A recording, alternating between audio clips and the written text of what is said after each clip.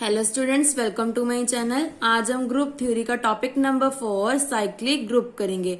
Cyclic group क्या होता है?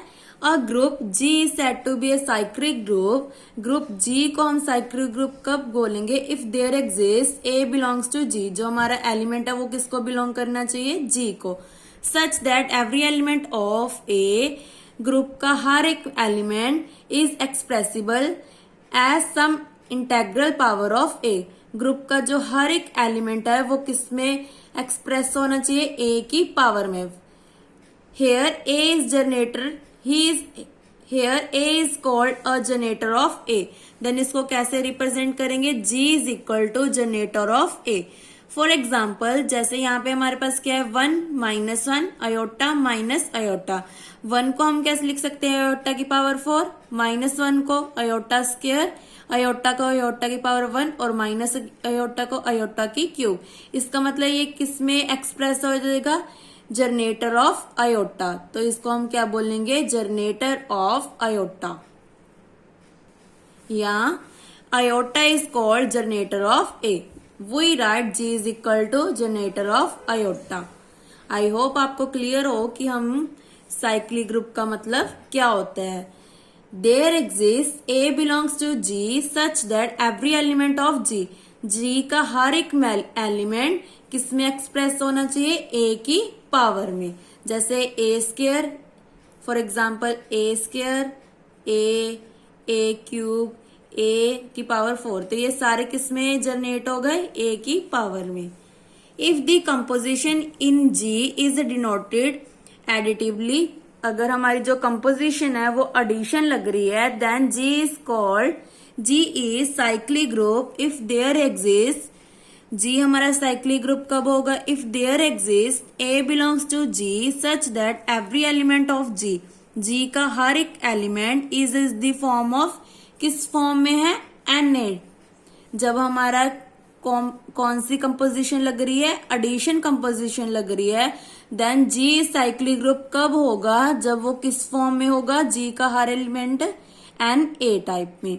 वेयर n हमारा क्या होता है? इंटीजर। इंटीजर मतलब पूरी नंबर लाइन, जिसमें 0 भी इंक्लूड होता है, पॉजिटिव नंबर्स भी एंड नेगेटिव नंबर्स भी। For example, group of cube roots. Cube roots क्या होती हैं? जैसे रूट ऑफ 2 की पावर 3, तो इसको हम क्या लिख सकते हैं? 2 की पावर 1/3। ये इसको क्या बोलते हैं? Cube roots of unity under addition is a cyclic group generated by. कैसे जनरेट करेंगे? ओमेगा। इसको हम बोलते हैं omega is equal to e iota 2π/3। इसको हमने याद रखना है। नेक्स्ट क्या है? Generator of Z comma addition. Under addition हमारी जो कंपोजिशन है वो हमेशा किसके इक्वल होते हैं? जनरेटर ऑफ 1 के। Now theorem number 15 is important for 3 marks या 6 मार्क्स में आपको आ सकती है। जैसे ये थर्ड पार्ट 3 मार्क्स में आया हुआ है।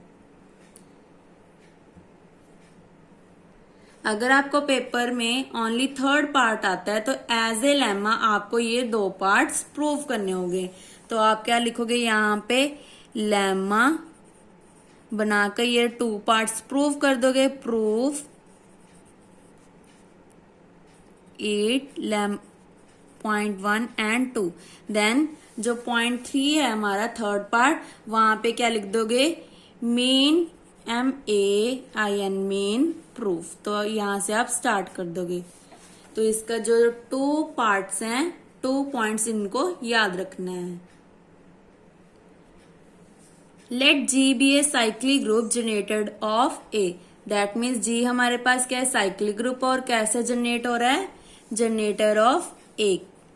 Then G is abelian. Abelian मतलब जिसमें हमारी कम्यूटेटिव प्रॉपर्टी सेटिस्फाइड हो रही है। दैट मीन्स होल्ड्स है। सेकेंड पार्ट क्या है? G is equal to generator of a inverse. Third क्या है? Order of G is equal to order of ए। इसका मतलब क्या है? जो ग्रुप का ऑर्डर है वो एलिमेंट के ऑर्डर के इक्वल आता है। ये बहुत इंपॉर्टेंट टॉपिक है और इसका जो रिजल्ट है वो एज इट इज आपने लर्न करना है। सबसे पहले हम प्रूव करते हैं कि जी हमारा क्या है? अबिलियन है। तो अबिलियन के लिए क्या करेंगे? कम्यूटेटिव प्रॉपर्टी प्रूव करेंगे तो क्या होती है, a b is equal to B a. अब यहाँ पे हम एक्स वाई ले रहे हैं तो X Y is equal to Y X prove करना है। आपने ऐसे याद रखना है कि जी को जब भी अबेलियन प्रूव करना है तो हमने कौन सी प्रॉपर्टी प्रूव करनी है, कम्यूटेटिव प्रॉपर्टी। और कम्यूटेटिव प्रॉपर्टी क्या होती है, a b is equal to B a. अब यहाँ पे हम एक्स वाई ले रहे हैं तो यहाँ पे हम एक्स वाई को लेंगे। लेट कर लिया कि एक्स वाई दो एलिमेंट्स हैं जो किसको बिलोंग कर रहे हैं, हमारे ग्रुप को, और किसकी फॉर्म में है, ए की पावर एम में। क्योंकि हमने अभी डेफिनेशन की है कि साइक्लिक ग्रुप क्या है कि जिसमें ए को जनरेट करा है। ए में कैसे एलिमेंट्स आ रहे हैं, a square, a cube up to so on, a की power n up to so on. हमें नहीं पता कि कितने एलिमेंट्स हैं तो हमने जर्नल ले लिया ए की पावर एम। ऐसे हमने y ले लिया जर्नल a की power n। For some m comma n किसको बिलोंग कर रहे हैं, हमारे इंटीजर्स को। क्योंकि हमने अभी डेफिनेशंस की है कि वो हमेशा किसको बिलोंग करते हैं, हमारे इंटीजर्स को। ये देखो, where n is any integer, और इंटीजर को हमेशा किसके साथ डिनोट करते हैं हम, z के साथ। नाउ अब हमने प्रूफ क्या करना है, a b is equal to B a. तो हमने क्या ले लिया, एक्स वाई, दोनों की प्रोडक्ट कर दी तो ए की पावर एम मल्टीप्लाई ए की पावर एन। दोनों पावर्स बेस सेम है तो पावर्स ऐड हो जाएंगी तो ए की power M plus N. Then इसको हम क्या लिख सकते हैं, ए की power N plus M. Then फिर से सेपरेट कर दिया, ये किसकी वैल्यू थी, वाई की, और ये किसकी वैल्यू थी, एक्स की। आपने ऐसे सीधा नहीं लिखना है, इसको कट कर दो। आपने यहाँ से इसको अपनी बुक पे नोट कर लेना है। तो इससे क्लियर हो गया कि जी हमारा क्या है, अबेलियन ग्रुप है। सेकेंड हमने क्या प्रूव करना है कि जी किस में कन्वर्ट हो रहा है, जनरेटर ऑफ ए इनवर्स। तो हमने ले लिया, लेट कर लिया कि एक्स हमारा क्या है, किसको बिलोंग कर रहा है, हमारा ग्रुप को, और एक्स किस फॉर्म में, ए की पावर एम। यहाँ पे आप एम भी ले सकते हो, एन भी ले सकते हो। For some M belongs to integer, X किसके इक्वल ले लिया हमने, इसको हम कैसे लिख सकते हैं, -1 माइनस एन, क्योंकि माइनस माइनस क्या होता है, प्लस। और माइनस एन भी किसको बिलोंग कर रहा है, इंटीजर्स को। क्योंकि हमने छोटी क्लासेस में किया है कि इंटीजर क्या होता है, नंबर लाइन, जिसमें हमारे पॉजिटिव 0 भी इंक्लूड होता है, पॉजिटिव नंबर्स भी और नेगेटिव नंबर्स भी। बट ये फ्रैक्शन वाली टर्म इसको बिलोंग नहीं करती। जैसे कि यहाँ पे 1 2 3 ये सारे क्या है, हमारे positive numbers, -1 -2 -3 to so on, ये हमारे क्या है, नेगेटिव नंबर्स। और माइनस एन यहाँ तक वेरी करेगा तो हमने ले लिया कि हमारा जो माइनस एन है किसको बिलोंग कर रहा है, जेड को। यहाँ से क्लियर हो रहा है कि हमारा जो एक्स है, सॉरी जो ए है, वो कैसे जनरेट हो रहा है, जनरेटर ऑफ ए इनवर्स। सो आपने जब भी ये थर्ड पार्ट आए तो आपने ये 2 पार्ट्स प्रूव करने हैं। नाउ थर्ड पार्ट में हमने क्या प्रूव करना है कि ग्रुप का ऑर्डर और एलिमेंट का ऑर्डर सेम होता है, मतलब इक्वल होता है। इसके 2 केस बनेंगे, या तो हमारे एलिमेंट का ऑर्डर फाइनाइट होगा या इनफाइनाइट होगा। अगर दोनों केसेस में हमारा ग्रुप का ऑर्डर और एलिमेंट का ऑर्डर इक्वल आ गया देन हमारा जो थ्योरम है वो प्रूव हो जाएगी। सबसे पहले हमने केस 1 ले लिया, दैट मीन्स ऑर्डर का जो एलिमेंट का जो ऑर्डर है वो क्या है, फाइनाइट है। तो फाइनाइट है तो इसकी कोई लिमिट भी होगी तो हमने ले ली n। तो क्लेम कर लिया कि g किसके इक्वल है, e, क्योंकि इसका ऑर्डर n है तो हमने क्या ले लिया, e a स्क्वायर a की पावर n-1। n-1 क्यों लिया, क्योंकि हमने यहाँ पे e लिया है, क्योंकि n-1 और ये n, तो टोटल कितनी बन गई, n बन गई। मतलब कि g का ऑर्डर कितना बन गया, n। दैट यहाँ 1 से लेकर यहाँ तक कितने हो गए, n-1। एक ये प्लस कर दो तो टोटल कितने हो गए, n। इसीलिए यहाँ पे हमने a की पावर n-1 लिया है, क्योंकि हमने जो ऑर्डर लिया है वो कितना लिया है, n। सो हमारा मेन टारगेट ये है। Due to closure property, closure property के अकॉर्डिंग ये सारे किसको बिलोंग कर रहे हैं, जी को, क्योंकि हमने डेफिनेशन में की है कि ये सारे एलिमेंट्स किसको बिलोंग कर रहे हैं, हमारे जी को। क्योंकि हमने शुरू में भी लिखा था कि हमारा जो ए है वो किसको बिलोंग कर रहा है, जी को।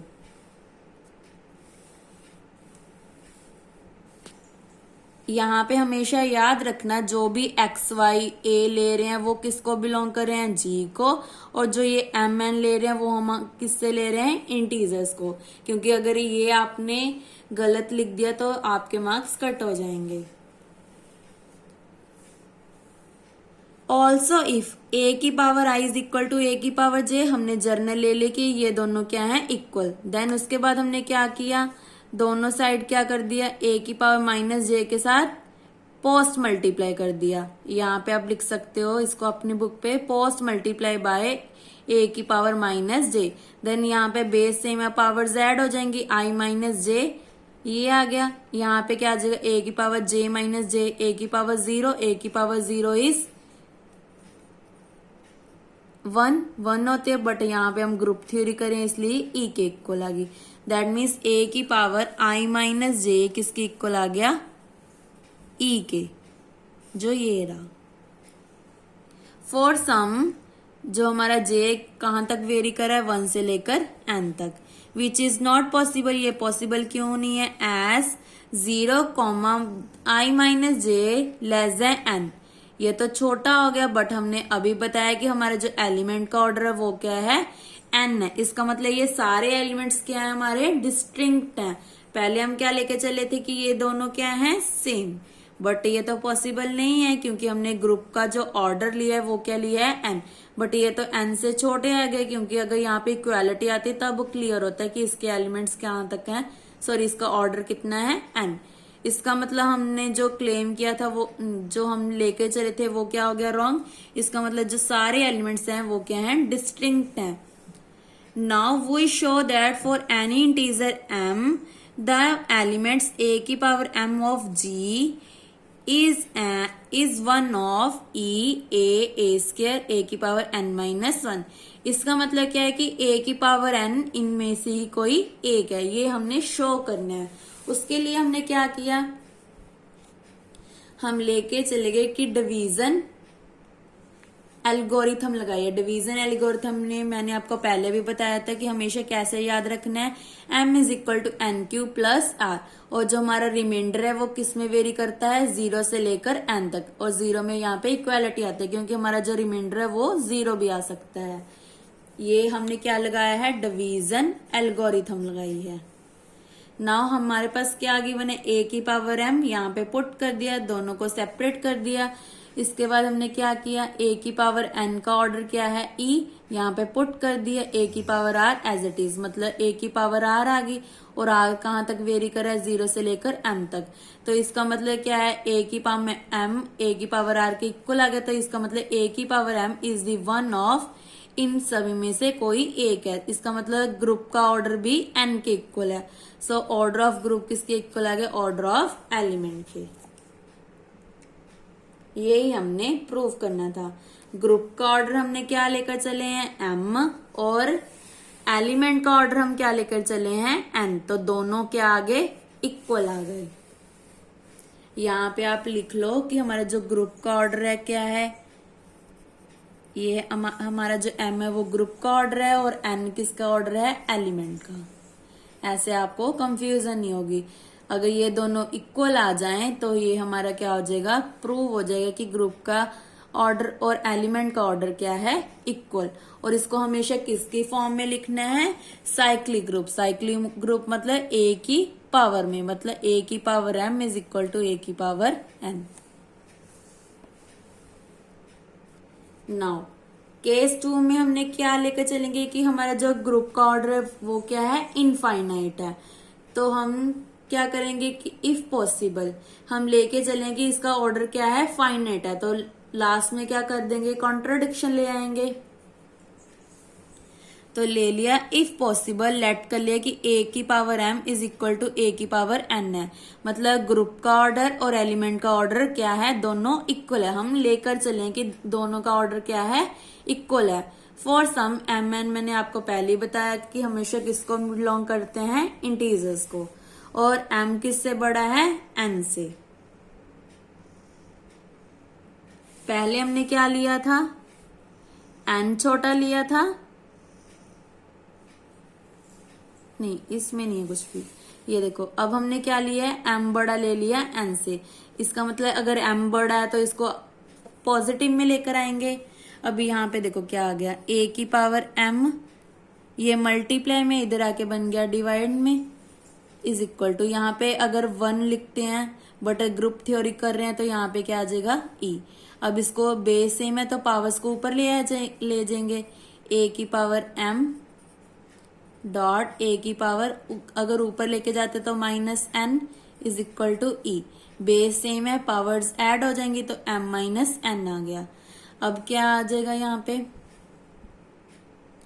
a की power m minus n is equal to, इसको कैसे लिख सकते हैं, a की पावर 0, क्योंकि a की power 0 is equal to e।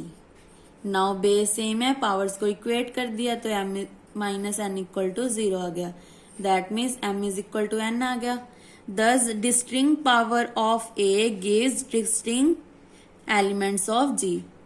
तो इसका मतलब अगर a की डिस्टिंक्ट पावर्स हैं तो जो हमारे ग्रुप्स की एलिमेंट्स की भी पावर्स क्या होंगी, डिस्टिंक्ट होंगी।